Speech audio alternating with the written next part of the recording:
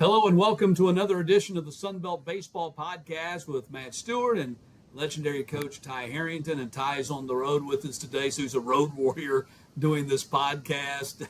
Late night in Norman, Oklahoma last night. Bad storms, we all know that, and we pray that everybody's safe in that part of the country. But you actually played some baseball, and the Longhorns got a doubleheader sweep. They did, and look, it was – the weather was so bad. They played Friday night. OU wins game one on Friday night. They canceled Saturday. We had thunderstorms. We had tornadoes. It was wild out there, and certainly a lot of thoughts and prayers to some people because it did affect a lot of people's lives. And then they brought back the game on Sunday. It didn't start till 1. Started a doubleheader, and then another storm came and sat on the outside of us. Next thing you know, they didn't get to finish the game. I think we left the ballpark at 10:50 last night, and it was a long day. But you know me, if it's college baseball, I'm in. I don't care how long it is. You're the same way. It doesn't matter to either one of us. We're getting to sit and watch it or talk about it, then it's all good. But I did notice this. I noticed that I'm working in my truck, and you're in Florida somewhere on vacation. I'm just saying. I'm just throwing that out there. Yeah, I'm having a chill weekend and week. You know, I didn't have any games this past weekend, so we came to Florida, and then I'll be back at it this weekend. Got the Vanderbilt Commodores at the Georgia Bulldogs, and I'll have all 3 games in that series, so that should be a fun one. But let's get started here. Coming up here on the podcast, we are going to talk to Troy head coach Skylar Meade in just a few minutes, and that's going to be our number one story, Coach. What a weekend for those guys. I mean, to go into Coastal – and sweep a series and do it emphatically the way they did, 8-6, 11-4, and then 15-3 to run rule them in a 7-inning game in the series finale. It's just unheard of. It is unheard of. And I would tell you this, you can have the physical parts to go do that, meaning you can have a good enough team to go do that. But to emotionally be able to execute that in that setting is really a challenge because they are so good in their own ballpark. They swing the bat so well. They're so offensive. Their tradition always comes into play late in games. Those last 6 outs are so hard to get in Coastal, and so well coached and taught. And there's so many factors that go in to tell you you're not going to do that and that you're not going to be able to do that, regardless if you're good enough. And yet Troy was able to do that this past weekend and do it in a convincing way, even on Sunday in the last game. And so, look, every once in a while that happens but you number one, got to be good. Number 2, you got to be emotionally set up to go do that. And 3, you can talk about believing in it, but you really got to believe in it. And they were able to do it last weekend. They were the more physical team. Tremaine Cobb had a grand slam. Brooks Bryan leads the country in RBI. Kyle Mock batting over 400 in conference play. And we're going to talk to Coach about all those guys. Troy's now 14-7, sole possession of second place. And they got Louisiana coming to their place this weekend. They have a shot to make a move on first place. And, I don't know, winning 2 out of 3 would be great. You're talking about a sweep, and I don't know anybody can do that with the Cajuns. But, I mean, they do have a shot. And that's about the best you can hope for with 3 weekends left in the conference. Yeah, that's going to be a great series. It seems like what has it been, the last 3 weekends, we're talking about a matchup with Louisiana, right? Yep. I mean, wherever they're going, obviously they're leading the league, but they seem to be going places that you put your eyeballs on. And even this past weekend, which I know we'll talk about in just a second, but I think it's obviously the premier weekend in the Sun Belt coming up and what that's going to look like for them. But you got to love the momentum Troy comes out of there with. Now, what they do with it is going to be determined by how they play.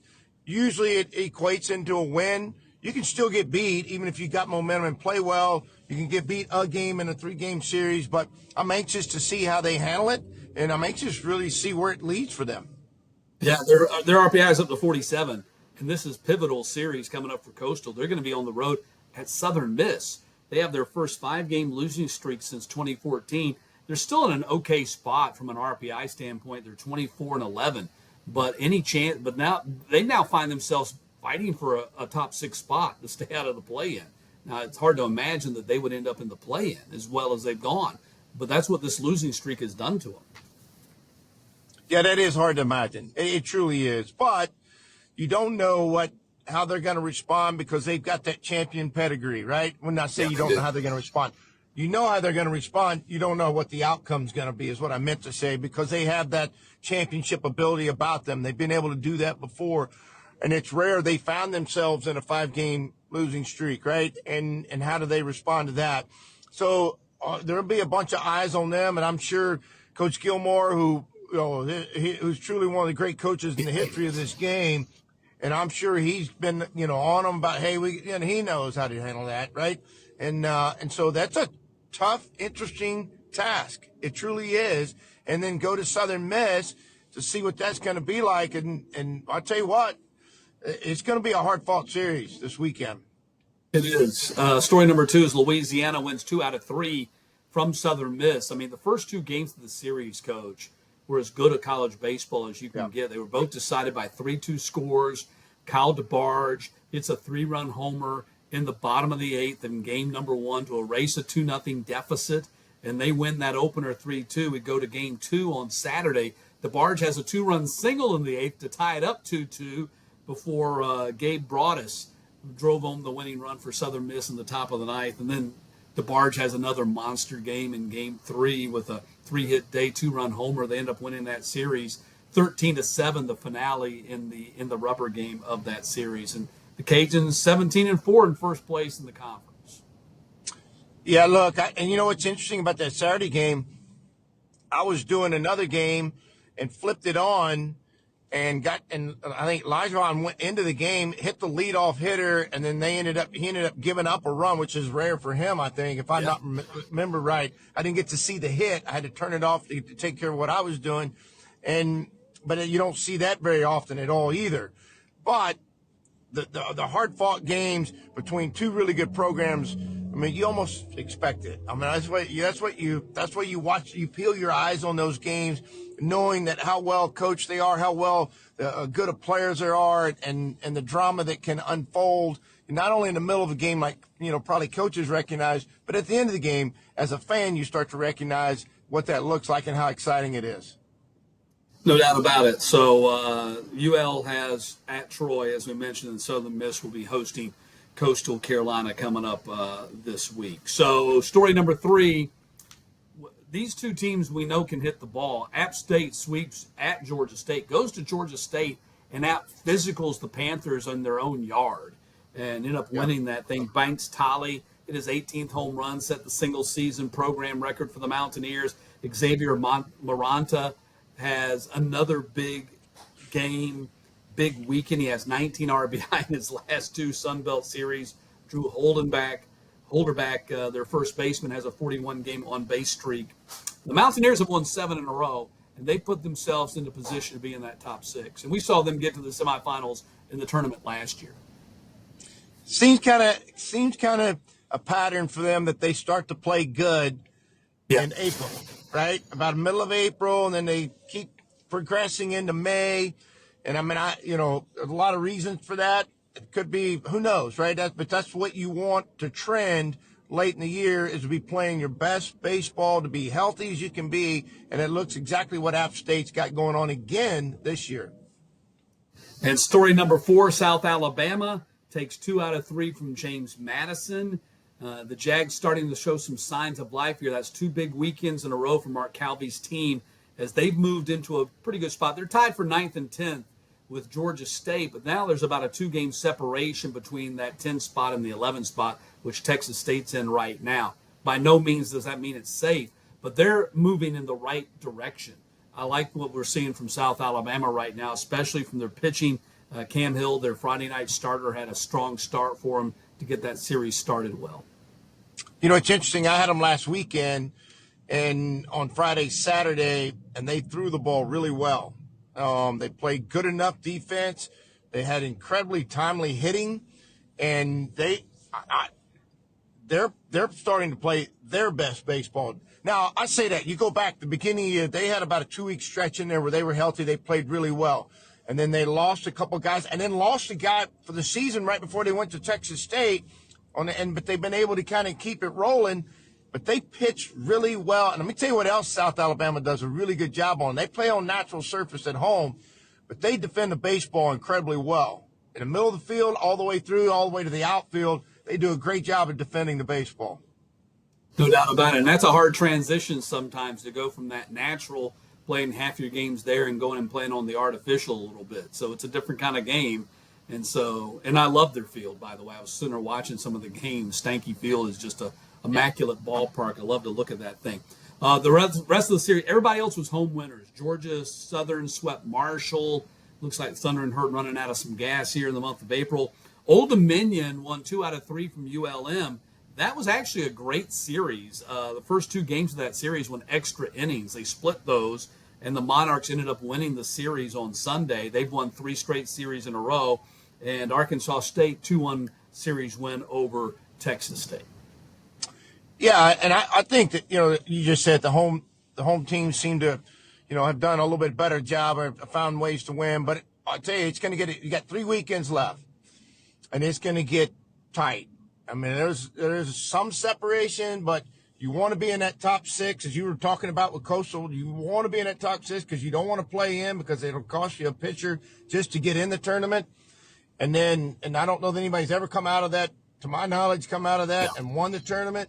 And so that's a hustle to get in that top 6. And then there's that want to make the tournament and trying to get in the top 10 to be able to even get in the tournament the postseason to continue your hopes and continue your season. So it's coming down to the last 3 weekends. It's not going to surprise me if the last weekend decides between 2, maybe 3 teams for that top 6, and then probably 3 teams between that top 10 guys even getting into postseason. Yeah, no doubt. I think you're right, because outside of the top 4 now, and of course Louisiana and Troy have kind of separated themselves a little bit, and then you got Southern Miss and Georgia Southern in that 3 and 4 spot. After that, it's a quagmire going down 4 or 5 through 10. Yep. So there's going to be a lot of flipping. There's going to be some teams that are going to be disappointed to have to play that play-in. And there'll be some teams that are really ecstatic because they missed that play-in and get to go right into the double elimination portion of the tournament. So, Coach, time now to bring in Troy head coach Skylar Meade. Skylar, thanks a lot for being with us. How you doing today? I'm good. You guys? I know you're doing very well because you just got back from a 3-game sweep of Coastal Carolina on the road. I know you guys have been playing well, but I don't know if I'll use the word surprise, but you're happy if you can win 2. You're happy sometimes if you can win 1. Thrilled if you can win 2. Maybe almost unbelievable when you're able to go into a place like Coastal and sweep a series. Well, most certainly, like anything, and Coach knows this, like you go in 1 game at a time. As cliche as it is, that's what you have to do if you want to be good, especially in college baseball with the emotional highs and lows. What I commend our guys on is I think the proof's in the pudding. They took each game, 1 day at a time and completely attacked it. Friday night was a great game. Saturday, we got the lead, got separated, played well with the lead for the most part. You have a moment or 2 in there where it gets dicey for a second, of course, but had a couple relievers really pick us up and added on in the ninth to give some separation to win 11-4. And then yesterday, and the guys came out and were prepared, and just every at-bat was a grind. And fortunately, we were able to get separation over a great team. Coastal is what everybody thinks of Coastal. They should think they're a great team. We all know they have one of the best coaching staffs in all the country, and I know that they're going to be fine. We just happen to play really well for a weekend, which we need to continue to play well starting tomorrow night in our next game. But, man, it was just a fun time. Great bus ride back. It's the stuff that in college baseball, the games are great, but sometimes it's the bus rides, the camaraderie on the road. That's what it's all about. And for us, that was a big emphasis this year too. We're second in the country in road wins. That's an important thing for us. We've always been good historically at Troy, long before myself playing at Riddle Pace. But you got to find a way to be good on the road if you want to be in a lead and high level program. And thankfully, we've been getting better each and every year. Certainly, we have road games to come down the road, but that's something we're really proud of, is being tough enough to be our best on the road and outside of RPF. I'm going to say a comment about the road your comment about the road and being on the bus and and then I'm going to ask you a question. But the first part of that is the bus rides are fun on Sunday when you win, first and foremost, and it does have something to do with your selection of movies on the way home and or what you're watching, whether you win or lose. Traditionally, it's that way from a coach's and a team perspective, as you very well know. And but the question is to go into Coastal and you're being humble about it and being a coach about it as you should, and that's who your personality is. It's hard to go in there and win, as Matt brought up, 1, let less 2, but 3 in that ballpark. What was the strength? Or was there one side of the field that was, or offense, defense, or all the above? Which one was the strength for you to be able to go and do that this past weekend? I tell you, and I don't say this to sound cliche, obviously the offense, I mean, you can look at the runs each and every game, big moments like Friday night, Trey Cobb with the grand slam. You look at Saturday, adding on home runs, doubling the gap from Will Butcher. And then Sunday, it's 3-1, and I think it was the fourth. Butcher is a 3-run homer, make it 6-1, and then the following inning, we end up scoring a ton of runs. But I really think both sides of it were dialed in terms of pitching, hitting. We self-induced every run they got on Friday, just by some walks. Now, some of that was great at bats too, but some self-induced walk, HBP type stuff, wild pitch, scores a run.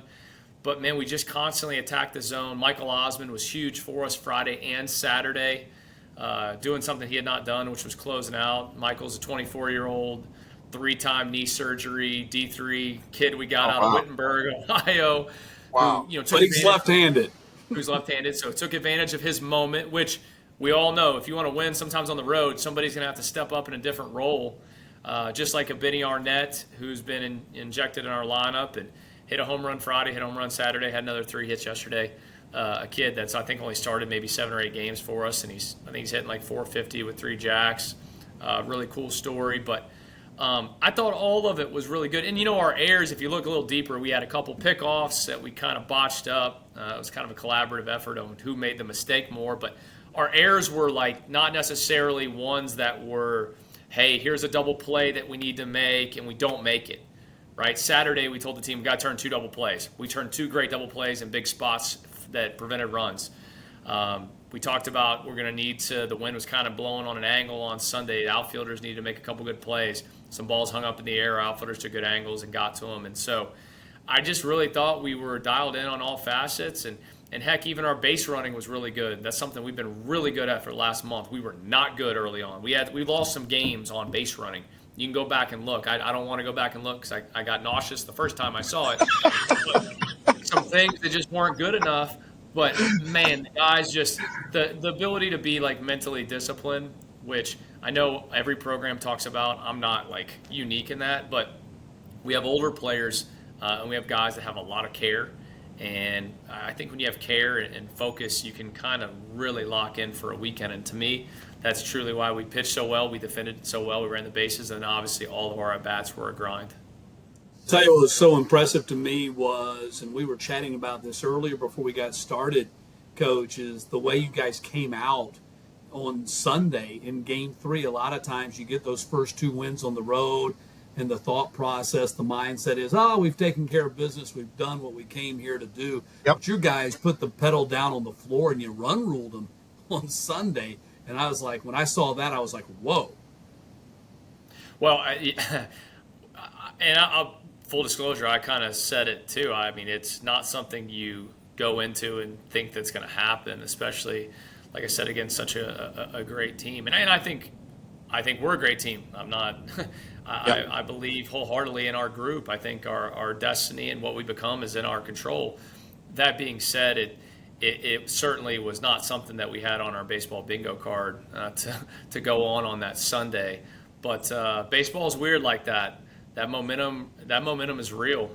Maybe in the big leagues over 162 and all that, the water finds its level and whatnot. But in baseball, sometimes when you got the hot hand, you gotta keep rolling with it. And that's why I do, just like you said, Matt. Like, I commend our guys for coming in and just being absolutely aggressive and on all facets, both on the mound and at the plate, and just. it's what you hope when you talk in pregame and you kind of like stir the pot to make sure they're ready. But for them to go out and do it and our players to do it the way they did was certainly a pleasing thing as a coach. I'd make a statement. You were talking about your pitchers that, being older and having the confidence and the mental toughness in that ballpark. It's tough because to keep throwing strikes in there because they're physical hitters. And if you truly don't trust your stuff emotionally, you're mechanically going to fall down or break down at some point in time, as you know, Skylar, and all of a sudden one mistake in that ballpark leads to 3 runs in a hurry. With a walk hit bats, and all of a sudden you go to the white part of the plate and they hit a 3-run jack because they all have the ability to hit the ball out of the park. And you guys on the mound, as you mentioned, must have emotionally and mentally been in a really good space, and or something you guys have been at all year long and building up to it as well. And then it also, I personally think it takes special kind of guys to go in and accept a challenge like that. A lot of people will talk about doing it, right? They'll talk, I got this, I'm going to go in there. But to actually execute it and do it and to build off that momentum. And I saw bits and pieces of y'all's game, inning here, 2 innings here throughout the weekend, but to do it collectively over 3 games in that ballpark is pretty amazing. Last question for me is, and it's a small one, out of the run rule game on Sunday and the way you guys pitched going into tomorrow night, were you able to save some of your staff because of that too, or? That's a great question. Yes, we did. We had to get our closer in. So Noah Manning, who preseason All-American, been really good for us. The way our games have worked out this year, there's actually been he hasn't got the pitch like back-to-back days, which is something that is good for him as a sidearm guy, a field guy. Just the way our games have laid out, and we had to make a gut decision on Friday to go with a different guy just in the matchup in the 9th when we were up 8-6. But he's going to get to pitch tomorrow. He needs to pitch tomorrow. Will pitch tomorrow. And the other guy that came in out of the pen, he threw 8 pitches. So we have actually a pretty good cupboard of guys that are going to get out there tomorrow. We'll start the Brady Fuller kid, who started a lot of weekend games, but he needs to get in. He hadn't pitched in a couple weeks, so he's going to pitch tomorrow. So yeah, we're in a good place. We got to do our job. I think the point you brought up too, Coach, and it's so true. And I think this is what happens. We talk about our season in phases, right? Like there's 3 phases. What you think is going to go on the first part of the year, and you kind of are figuring things out. The middle phase is where, all right, now let's see the improvement. Let's see who can handle. And then the 3rd phase is it's time for the winners to step up. Yep. And to me, you mentioned the pitchers. I don't need guys that are coming and telling me what they're going to do. I'm past that. You're going to show me by your actions. You're going to show me by your preparation in the outfield, by the preparation in the pins, the short boxes, the field work, the spin work. You're going to show me how you sprint. You're going to show me. I don't need to be told. The ones that tell you, that's not who gets the ball at the end, right? Yep. I tell this story to our coaches a lot. This is my 17th year coaching, so I've at least seen enough to have some unique examples. But I remember my first year at Carolina, and it was one of the really cool things Coach Kingston kind of, in a moment, we had a guy that was our closer, and he was amazing. Named Eddie Jamirius, AAA guy with the Reds, just a competitive kid out of Miami. And he'd been our closer, but we had this sidearm guy named Sawyer Bridges who just had it, tough kid, football kid. He had a torn shoulder before I got there, threw 95 over top. He had to move to a sidearm. Anyways, we're playing LSU. We're trying to sweep them, and we'd had a talk when our season had kind of got to a point where, hey, we better get it going, And we said, hey, look, let's use Eddie to get us to the end, and let's use our guy that's got the biggest you-know-what at the end. And we made the switch, and Coach Kingston said, you know what? If we lose a game with Sawyer Bridges at the end, but we had the lead, I can live with it because I know what he's going to give me. And that ended up parlaying us to, game 3 of a super regional against that Arkansas team that should have won the championship perhaps. And I think about that often because as a coach, you got to make a lot of decisions, and sometimes they come with the best intentions and they don't work out. But to me, if you can live with the preparation and the compete and the raw, in the moment with whomever has the ball, I can live with what happens. And so you're going to rock and roll with those guys as you get into really big boy baseball, which to me, I told the team this, when you hit that last, 19 games, that last third of the regular season, that's big boy baseball. It doesn't matter if you're playing the number one team in the country or whomever. All those games are heightened awareness. It's heightened media. It's big boy time. So you need your guys that give you the best feeling before they throw each and every pitch. I want to talk about some of your guys before we let you go here. Number one, I like your starting rotation. I mean, the numbers probably aren't exactly where you want them to be. There's extenuating circumstances probably as to why that is, but you got Garrett Gaines back this year, which is huge, even though he's not close to 100% yet. Luke Lyon's been solid, 6.6-2 record, sub-4 ERA. Grayson Stewart versus first-team All-Sun Belt. And then Cleet Hartzog has been a guy that's gone between the bullpen and the starting rotation for you. Those guys, that's 4 solid guys you got. Absolutely. Now, we laughed, I think it was maybe 3 or 4 weeks ago. So our first weekend, we had 4 games. So, of course, you had to have 4 starters. And we were looking there week 5 or 6 of the season, and we go, well, this is weird. Not one of those guys is starting, which obviously could be problematic. I don't know if that happened anywhere else in the country, but you have to be unafraid to pivot and to find different roles. And there's a lot of reasons, which we can't go into on this. Some physical, some have nothing to do with their arms. Sometimes you get guys with things that happen in their lower body, their back, like you make some moves. That being said, I feel like we put our guys in the best position now to be good. Now they just have to go out there and do it. But look, when healthy, Gary Gaines is one of the best pitchers in the Sun Belt, perhaps in the country. He's just coming back, and his best moments are ahead, not only here at Troy, but in professional baseball. I think he's going to pitch in the big leagues. He's a special arm and has certainly been a star in the Sun Belt.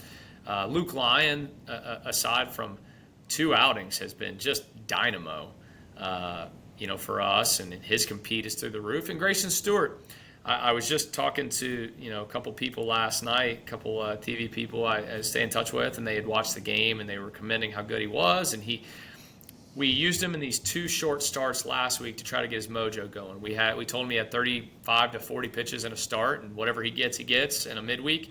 And he was really good. His fastball was up to 94 plus, which hardest bolt he's ever thrown. And then we brought him back on the Sunday with the series on the line against Georgia State, and he gave us 3 2/3. And you're like, okay, I'm seeing a little more. And then yesterday he was tremendous. He pitched, not only in spots early on where the game was in the balance, but he pitched with a lead, and his aggressiveness was really good. And in the end, I think he's getting his mojo. And to your point, you see this all the time.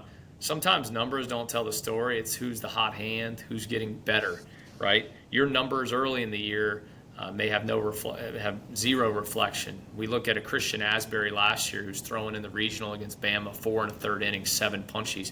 And this was a guy that in the middle of March at the time had a 15 ERA. Well, yeah, he wasn't very good, but guess what? He improved, got better in the month of May and in June last year for us. He had a 1 ERA in like 20 innings. So who's getting hot, whose mojo's going the right way, and who's going to be there to help you push through the finish line. Your offense has been spectacular, especially in Sun Belt Conference games where Kyle Mock leads the conference with 419 average in conference play. He's top 5 in slugging, on base percentage. Brooks Bryan might be a player of the year candidate. The average is a little low, but gosh, he's got 16 homers and 74 RBI. Cole Myers has been great for you, 9 homers, 4 triples. Tremaine Cobb even hit a grand slam for you, as you mentioned already, in that Coastal Series. But where he really helps you is in the field, only 3 errors the entire season. Yeah, I'm a fan of all of those guys. I wish they had more eligibility left. Get a little scared when you look at great players such as that moving on, whether it be portal score coach. Yes, I'm telling you, we'll be bringing a whole new crew in. But you know what? That's what we had to do 2 years ago, and that's why we have the team we have. So we'll figure that out. But look, I think Cole Myers is an All-American. I think he's he's number 1 in the country in center fielders in WAR. There's 305 Division I teams. That means you're pretty good. Yep.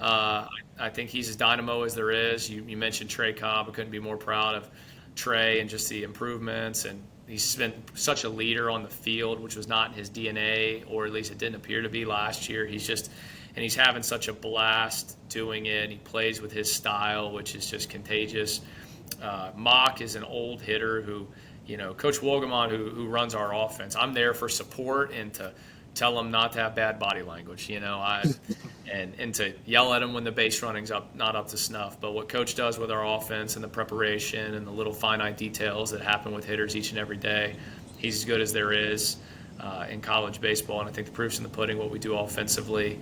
All the guys are just dialed in. Ethan Cavanaugh has just continued to elevate his game because he added strength. Brooks Bryan is, leads the country in RBIs. That's we like to call that a different stat. And so he's playing like a superstar, and he's a kid. And Coach, you'll really appreciate this. We coached him hard his freshman year. He came in, he had to change his body. He had to get more focused day in, day out. We coached him hard. I know I'm a very nice guy, but there was a couple times we weren't too nice to him. But I'm telling you, it shows you what a winner he is, that He just took it, kept his head down, and I'm not saying that's why he's become great, but my point is he just took it like as great as you could ever see a player take some serious hard truths in coaching, and now he's playing at an insane level. And to me, I thought it's as good of a catcher combo you'll see in college baseball this weekend with Brooks and Mr. Bodine. And I will, no disrespect to anyone else, that's the best college receiver I have ever seen in my 17 years of coaching. That is a special catcher. That guy's going to be in the big leagues very, very soon once he gets into professional baseball. He creates tricks I have not seen in college before with the catcher, and he's a great leader with those guys too. You can just tell. Final thing, things are setting up very well for you after you sweep Coastal. You got Louisiana coming to your place. You're the only team within shouting distance of this team. You're in second place by yourself in the Sun Belt. You got the RPI. You boosted your RPI 25 points by going to Coastal and doing what you did. So now you're back legitimately from an RPI standpoint in the NCAA regional conversation. Of course, you went last year, won 40 games. You're tracking towards 40 wins again this year. Things look good as you look ahead to that weekend. I know you got a midweek game, but as you look ahead to that weekend and facing that tough Louisiana pitching staff, what do you feel about that series? I haven't got to look. I mean, I've seen them on TV. Obviously, I follow everyone in the Sun Belt because don't it's so pitch great. to Barge. Well, it seems like he's getting hot. Gosh, yeah, he is. He had a big weekend. He's a heck of a player. Seems like he's their mojo, most certainly. I'll tell you what excites me. Just our schedule is so challenging this last third, this final leg in this first part of the regular season journey, and to get Alabama State, who's always winning their league, coming in tomorrow night, having Louisiana come into our park on the weekend. We have Alabama here on the Tuesday before we head down to Texas State, and then wrap it up with JMU, who's having a heck of a year, to come in here. You want to be challenged. We have tough games ahead, and so it kind of goes to the point we talked about where guys, hey, you don't have to tell me, you just need to go do it. Like guys and or teams that want to be really good, this is what you sign up for. And so we get to have a great crowd tomorrow at home. We're going to honor here at Troy. Baseball is so big. We do our student athlete honor roll night, so that gets a great crowd tomorrow. Obviously, what will happen on the weekend, it should be chaos here. Bama comes in. We're going to set an attendance record. We'll get over 5,000 people. I guarantee it. That's going to be cool. And then, of course, going on the road to Texas State is going to be really tough as always. And then finishing up with the senior weekend and JMU and all that. So I'm excited to go to practice here in a little bit. Our guys lift in 2 minutes. We got to keep them yoked up, got to keep them strong, feeling good mentally. We'll practice for about 55 minutes, just work some small details with our Ps, and only about half our guys will take swings. We'll do some disciplined base running stuff. Our leads sucked in the second part of the game yesterday. Guys didn't know, I guess – I get it on a Sunday, but our leads got a little sloppy. Our first step wasn't good, so we'll button that up and then be ready to absolutely attack tomorrow and give them off Wednesday and then prepare for the weekend when we get there. But I'm just fired up that we have everything in front of us. We're fired up to talk to you. Thanks a lot for being with us, Coach. We really do appreciate it. Absolutely. I appreciate you guys. And Coach, I wish I could have listened to you a little longer. We needed something to watch on that bus last night. We were starting to run on fumes. You know, Well, we had to resort to the Ant-Man, watch a little it's basketball all there right. late. Hey, every once in a while, unplugging's not a bad idea. You get a little rest, lay your head down. But, hey, congratulations on a badass weekend. That's hard to do. And congratulations. Thank you. I will tell you this as we get off here. My wife's very excited. We're going to watch Suits tonight once we're done with this student athlete event here. My 5-year-old's got a baseball game, and then we're going to watch some Suits and hang out. And you got to shut the brain down. You're 100% right. At some point, you got to. So we'll do that tonight, and then we'll get ready to compete our butts off tomorrow night here at RPF. Sounds great. Good luck. Thank you, guys. Always great to talk to Troy head coach Skylar Meade. And, Coach, let's take a look at our starting 9 for the week. Got a heavy Troy representation, as you might imagine. We'll start with the infield. The catcher from Troy, Brooks Bryan, 6 for 11, couple of homers and 6 RBI. The first baseman, Will Butcher. He was only 3 for 14, but his 3 hits were all big ones. A couple of doubles, a home run, and 6 RBI. JMU second baseman Mike Mancini back on the list. Seems like he's here every week. 4 for 10, a couple of homers, 4 RBI, 4 runs scored.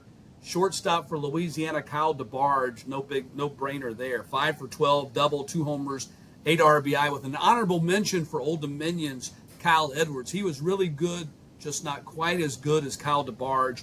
And at third base, we got Old Dominion third baseman Kenny Lavari, 6 for 15, couple of doubles, couple of home runs, 5 RBI, and 5 runs scored. And he's got a 14-game hitting streak. That's our infield for the week.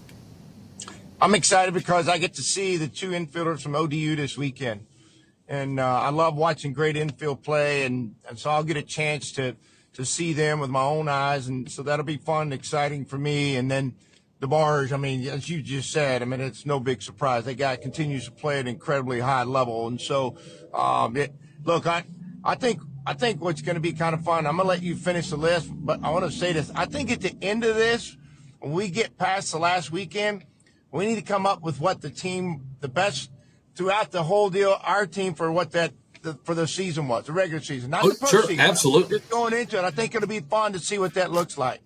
Yeah, no doubt we will. Outfield, we got Appalachians Banks Tolley again, 5 for 11 home run, which set the single season program record for the Mountaineers. That's number 18. He had 5 RBI, 6 runs scored. James Madison's Fenwick Trimble, another guy who's on the list every week, it seems like. 7 for 15, couple of doubles. He hit 3 home runs, had 5 RBI, and 6 runs scored. And Troy's Ben Arnett, who we had, Skylar Meade was telling us all about this guy. This guy has been snake bitten. He's just been injured his entire career. They finally got him in the lineup. He had a big weekend at Coastal, 6 for 12, couple of homers, couple of RBI, 5 runs scored. And the aforementioned DH from App, Xavier Maranta, 5 for 12, a homer, and 7 RBI. I mean, he's just been phenomenal these last 2 weekends in the Sun Belt Conference, and the Mountaineers have a 7-game unbeaten streak when you include that tie they had at Arkansas State. Our starting rotation, once again, Louisiana's Andrew Herman's on the list, 8 innings, 2 runs on 3 hits, 3 walks, 7 strikeouts, got a win.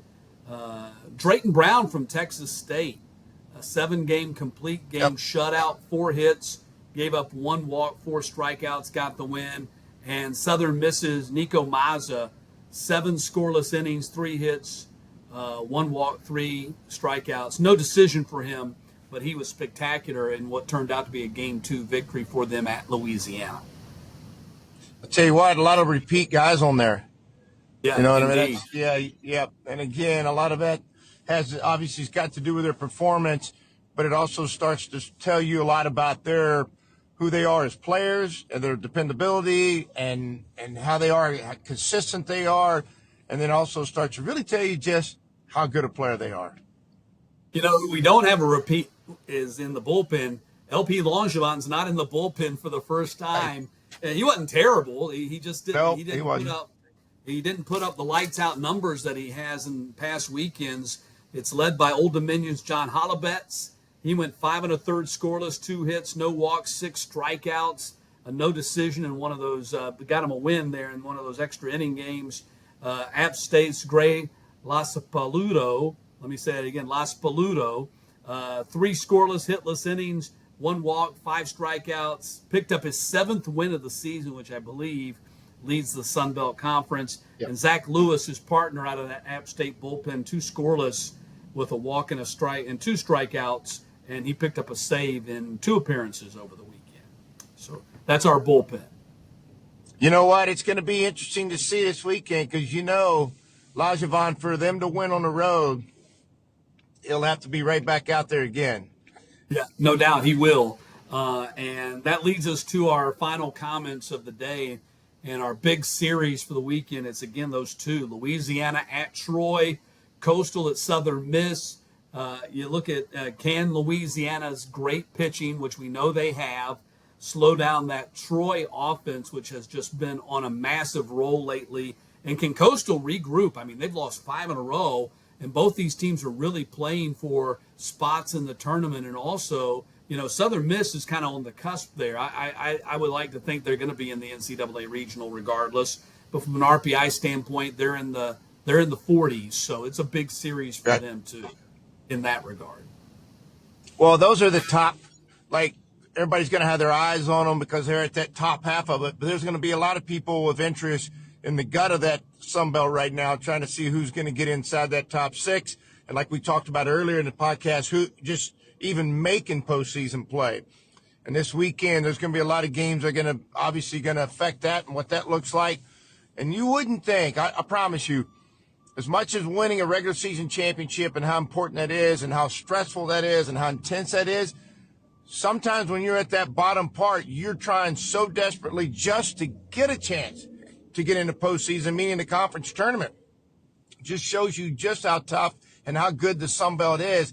There'll be a lot of guys with a lot of, anxiety. We got to go, we got to do this. And players are going to have to respond. And sometimes it's not the same as winning a regular season or chasing a regular season championship, but it's still as intense because you want that opportunity to go play in postseason play.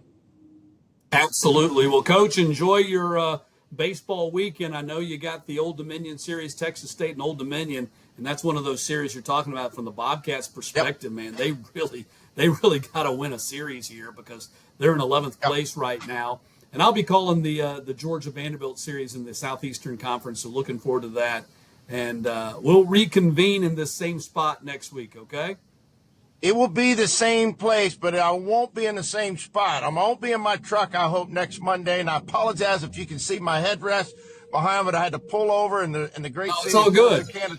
I had to pull over in the great city of Corsicana, Texas. So I'm trying to get some good. work done. It's like you're on the road, I'm on the road. I'll be back home next week, so we'll be back in our familiar spots. But hopefully the same great content. Hey, and if you like it, subscribe to it. Give us a like. Subscribe to it there on YouTube, and follow along. So we'll be doing this every week. Coach, appreciate it.